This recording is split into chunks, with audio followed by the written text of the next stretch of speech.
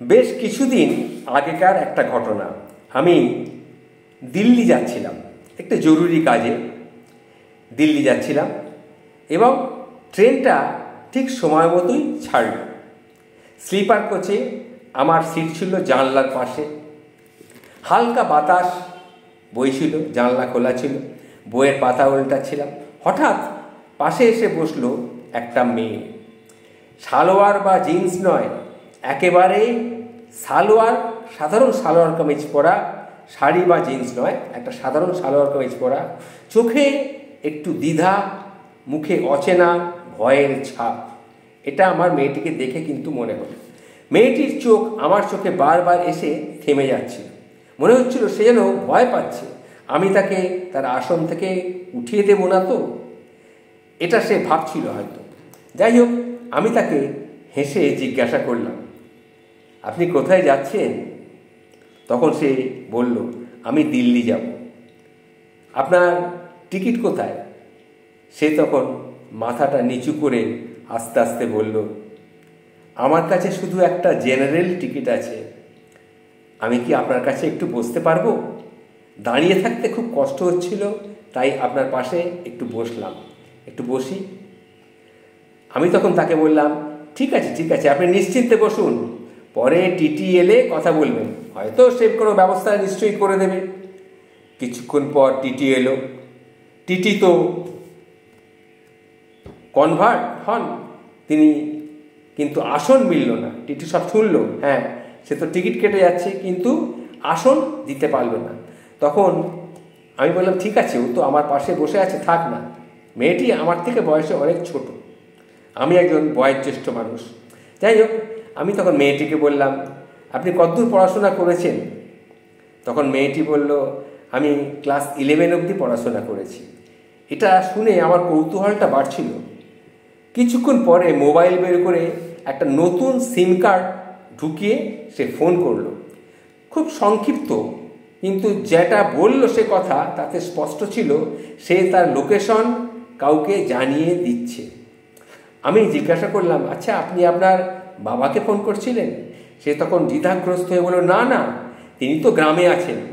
ও মানে আমি আমার যিনি। আমি কিন্তু তখন বুঝে ফেললাম। আমি তখন এসে বললাম, আচ্ছা আচ্ছা, মানে আপনার লাভার, মানে প্রেমিক। তখন সে মাথা নিচু করে বললে, হ্যাঁ আপনি ঠিকই বলেছেন।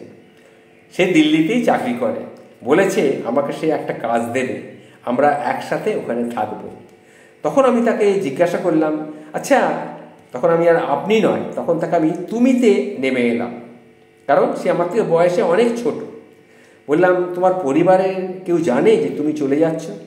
তখন সে মেয়েটি বলল, না, কেউ জানো না, আমরা পালিয়ে বিয়ে করব।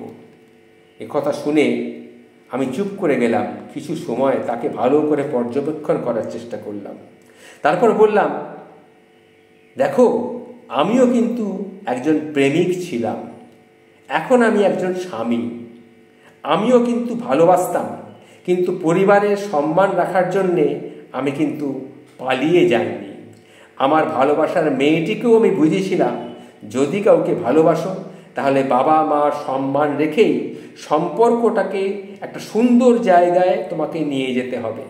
আর শেষে আমার বাবা মা রাজি হয়ে তারপরে আমাদের বিয়ে দিয়েছিলেন। এই কথা শুনে মেয়েটা কিন্তু চুপ করে গেল, মাথা নিচু করে বসে রইল। তখন তো আমি আবার তাকে বললাম, তোমার প্রেমিকের পরিবারে কে আছে না আছে তুমি জানো? তার সঙ্গে আগে কখনো দেখা হয়েছে? সে তখন ঘাড় নেড়ে বলল, না, আমি তাকে সামনাসামনি কখনো দেখিনি। তুমি তার বাড়ির ঠিকানা জানো? বলল, না, তাও আমি জানি না। তখন আমি একটু রূঢ় হয়ে গেলাম তার কথাটা শুনে। আমি শক্তভাবে বললাম, শোনো, তুমি আমার থেকে বয়সে অনেক ছোট, আমার মনে হচ্ছে তুমি কোনো ভুল পথে যাচ্ছ। এটা কোনো প্রেম নয়, এটা প্রেমের ফাঁদ হতে পারে। পরীক্ষা নেবে, তারপরে এগোবে। তখন সে বলল, কীরকম? আমি তখন তোকে বললাম, তাকে এখনই ফোন করে বলো যে তোমার বাবা মা রাজি হয়ে গেছে, বিয়ের জন্যে তারা দিল্লিতে আসছে, তার পরিবারকেও আসতে বলো, সবাই মিলে বিয়েটা ঠিক করুক। এই সুযোগে সমাজ এবং পরিবার দুইয়ের কিন্তু সম্মান থাকবে। আমার এই কথাটা সে শোনার পর খানিকক্ষণ স্তব্ধ হয়ে বসে রইল। তারপরে সে ফোন করলো।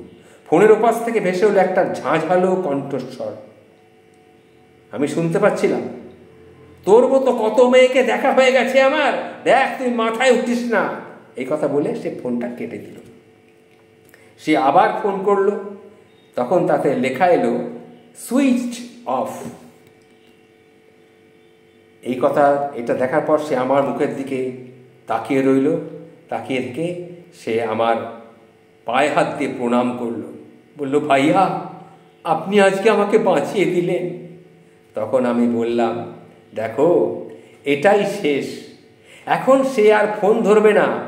এরকম ছেলেরা প্রতিটি মেয়ের জন্যে আলাদা সিম ব্যবহার করে। তুমি ধরা পড়ে গেলে সে কিন্তু হারিয়ে যাবে। মেয়েটির তখন চোখ দিয়ে ঝরঝর করে জলের ধারা নেমে এলো। সে ফুপিয়ে ফুপিয়ে কাঁদতে লাগলো। আমি বললাম, যাক, তুমি কিন্তু এখনো কিছু হারাওনি, তুমি ফিরে যাও। ভুল করেছো মানে জীবন কিন্তু শেষ নয়। ভুল করেছো তুমি, ভুল থেকে শিক্ষা তুমি নিলে। যাও, তুমি ফিরে পরিবারের কাছে ফিরে যাও, তাদের কাছে ক্ষমা চাও। হয়তো বাবা মা রাগ করবে, কিন্তু আবার তারা বাবা মা তোমাকে ক্ষমাও করে দেবে। তখন সে আমার কথা শুনে কাঁদতে কাঁদতে ফোন করলো। ওপাশ থেকে বাবার কণ্ঠ, ভেঙে পড়া একটা কণ্ঠ, উদ্বিগ্ন কণ্ঠ, ভালোবাসায় ভরা একটা কণ্ঠ ভেসে এলো। বাবা, বাবা তুমি কোথায়? আমরা আমরা খাওয়া দাওয়া ছেড়ে তোমাকেই তো খুঁজছি, তোমাকে খুঁজছি, তুমি কোথায়, তুমি কোথায়? তখন মেয়েটি কাঁদতে কাঁদতে বলল, বাবা, বাবা আমার বড় ভুল হয়ে গিয়েছিল বাবা, কিন্তু আমি এখন সব ঠিক করে নিয়েছি, কোনো আর ভুল করিনি। কালই আমি বাড়ি ফিরে আসছি। মেয়েটি পরের স্টেশনেই নামলো।